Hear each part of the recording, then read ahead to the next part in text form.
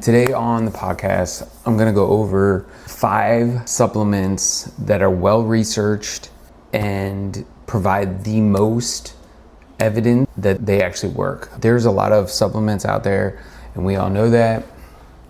And there's been a plethora of content out there talking about supplements and how to consume them. But I will say that the most effective way is what I'm going to explain to you today, because this is what the insane amount of research talks about. So the first one I want to talk about is creatine. So this supplement is super important because it's well researched, hundreds of papers poured out there. It increases your capacity for high training, high quality training, can stimulate muscle building and strength. It helps with strength, power, and lean muscle, high intensity exercises. And emerging evidence has shown that there also is some cognitive benefits like memory, processing speed, and especially in older adults. There's also research that talks about how it can help with the individuals that might have sleep deprivation from the day before. So if you have a bad night of sleep, it can help with energy levels the following day. So when it comes to taking the supplement, again, I'm only gonna recommend this to adults. I won't say that young athletes can take it. I think it's more of you need to speak with your doctor or somebody about it, but just be careful. But obviously adults, anybody really over the age of 21, actually technically 18 can benefit from this supplement. Again, doesn't matter the sex, all individuals, all training level of an individual, it is worth taking. How much should somebody be taking? Anywhere between 3 to 5 grams a day. You do not need to what they call load it. So have a little bit one day and a little bit more. The most important thing with taking creatine is just being consistent with it. I also recommend that you take the powder, do not take gummies, take creatine monohydrate. All the other types really are not that great. Just make sure that it is also third-party tested, NSF or informed choice tested, because those are even though most supplements, actually all supplements are not FDA approved, there are certain supplements that companies that use a third party to make sure that they're safe, there's no contaminant or other things in these supplements. Again, like I said, timing, there's really no timing for this. It's just being consistent, taking it daily, and you do not need to load it. Again, this is a supplement that has gotten a bad rap over the years, being like in the early 90s, it was bodybuilder only supplement, and that it was not good for till more recently, where it's been proven to be super effective for everybody. Second supplement, most people know this, is whey protein. It is super convenient to take. This is something that I would recommend to most athletes, most individuals that are looking to gain muscle. I will say that most people do not hit their protein intake. So having this supplement close by, if it's a powdered form, honestly, if it's a bar and you're getting at least 20 grams, I would recommend it. This will help with recovery. This will help with muscle building. This will help with strength building. Again, as I said before, our supplements, they are to supplement your food intake. So use this as a way to help you get to your protein goals for the day. I would say protein amount should be anywhere between 1.6 kilograms to 2 kilograms per body weight per day. If you are weight training a lot and you're busy and you have a high demand for protein, or just on the run all the time, I would recommend you supplementing protein. 1 to 2 scoops is enough. You can throw it in a shake. You can, again, like I said, you can have it as a bar. It is a great, convenient tool to help you with post-workout and help you get your protein intake up as you build more muscle. There's no timing. As I mentioned, the timing for this is whenever. It's just like protein. If you do the research on protein, I have seen research on if you take it early, a ton in the morning. I've also seen more research recently that talks about spreading it out throughout the day, and you get more effects from building muscle and will help you build muscle and also help with recovery.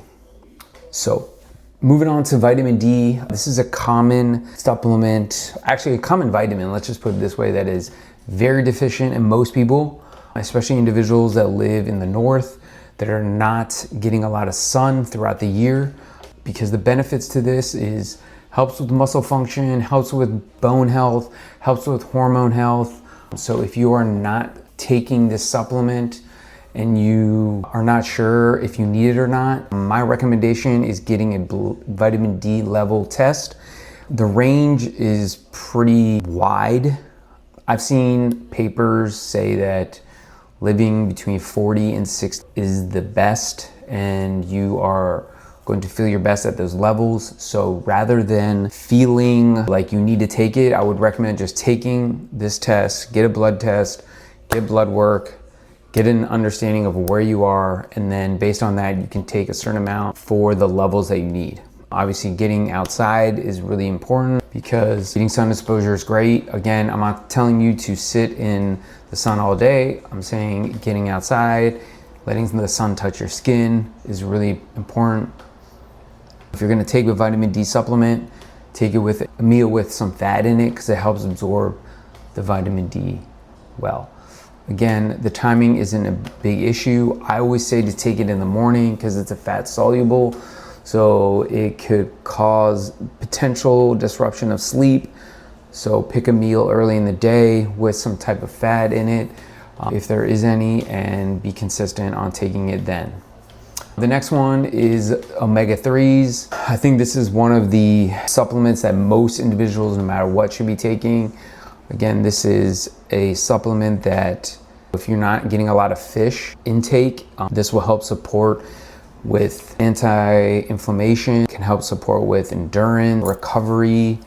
There's some cardiovascular benefits. There are some muscle benefits to it as well. There's been new emerging evidence that can help with lean muscle and health recovery. Again, people that do not eat a ton of fish, this is something that you should probably take for long-term health.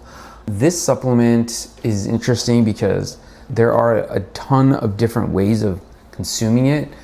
There's krill, there's omega-3, just like fish oil. There is liquid version, there's a pill version. Honestly, just take it. However you feel is you can consistently take it. I would take it that way. Again, this is something you want to take with a meal because it will absorb better. Also, you want to reduce that fishy aftertaste, so I would highly recommend you take this with a meal. Honestly, anybody should be taking this. Kids, just find one that's appropriate for kids. Make sure it's third-party tested. Make sure you're consuming it consistently. If it goes bad, you should probably throw it away to make sure that it hasn't gone rancid. Also, with this supplement, I would recommend that you getting at least 1,000 of the combined dose of EPA and DHA, anywhere between 800 to 1,000. Super important supplement here. This has a lot of benefits to heart health, to longevity, and it can be very helpful with anti-inflammation, especially with somebody that might be working out, somebody that might have a stressful job. This can be very beneficial. The next one I'm going to talk about is magnesium glycinate. This is a supplement that actually is becoming emerging. Magnesium does a lot for sleep, muscle function, recovery, stress. It absorbs really well with the stomach. So my recommendation is taking it before you go to sleep. Individuals that have chronic stress, have bad sleep disturbance, all that kind of stuff, low levels of diet in magnesium should take this once a day. Individuals should be taking anywhere between 200 to 300 milligrams a day.